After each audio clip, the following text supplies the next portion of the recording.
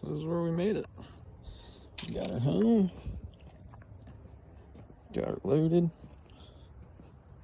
Just, you know, plopped her on there. Got some nice tires. Some fucking treads on them. Still soft too. Still spongy.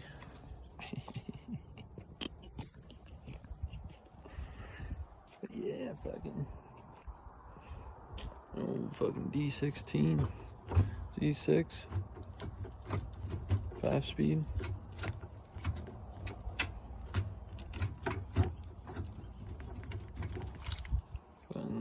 Shifter's pretty clean actually. A little rusty underneath, but pretty tight actually.